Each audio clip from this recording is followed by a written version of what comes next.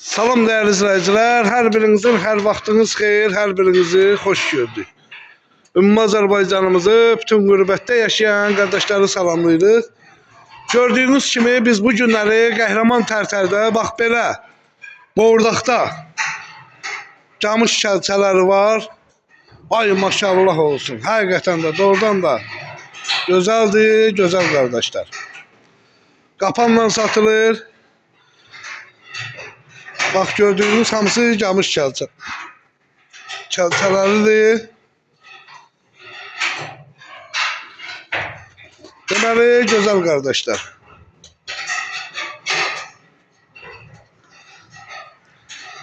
Hal-hazırda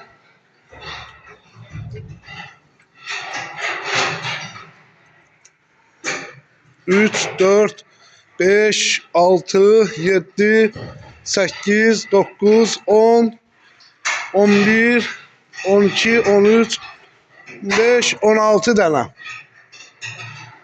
Qapanla verilir qardaş. 6 manatdan. Dili çəkisi. Kesilir indi qabaq tərəfdən də çəkək. Qardaşın əlaqə nömrəsini qeyd edirik birbaşa. Qardaşla birbaşa əlaqə saxlayırsınız. Gözəl qardaşlar. Baxın. Hamısındakı partlama kök.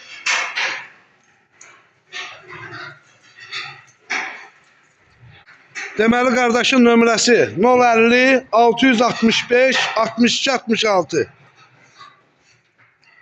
16 dənədir gördüyünüz kimi. Hamısı da partlama kök. Qapanla 6 manata. Həmən nömrənin WhatsApp'ı da var.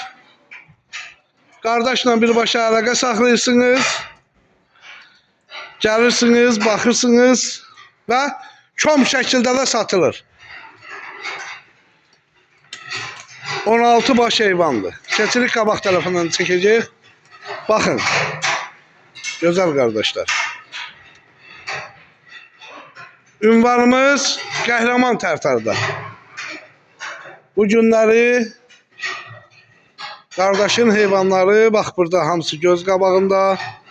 Heyvanlar hamısı balıq kimi, qəşəng partlama, kök. Allah alana da, satana da xeyir versin. Sabah inşallah bunu Bərdə mal bazarının videosunda da verəcəyik. Baxarsınız. Bölüm 1-i may.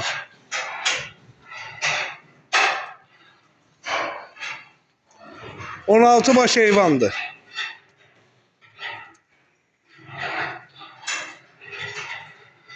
Hal-hazırda Qəhrəman Tərtər.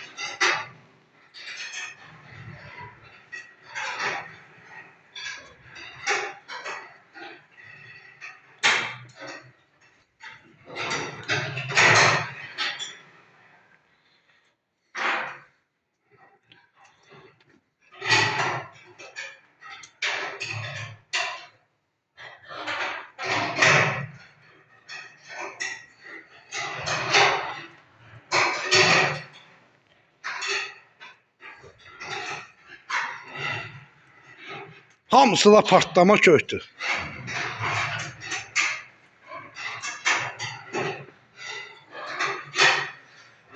Kardeş bu videonu bize atmıştı. Bu videoda danışmamıştı. Güzel kardeşler. Hamısı bak erkekti, erkekli dişilidir. 16 baş heyvandır.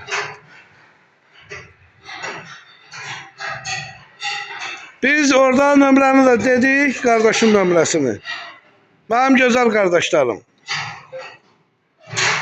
Deməli 050 665 62 62 66 qardaşın əlaqə nömrəsidir. Birbaşa zəng edirsiniz, gözəl qardaşlar. Ünvanımız Qəhrəman Tərtərdə. Eşq olsun xalqıma, millətimə. Allah xalqıma, millətimi qorusun.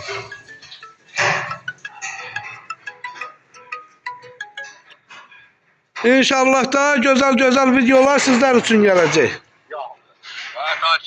Sağ ol, başına dönüm. Sen ne tersen?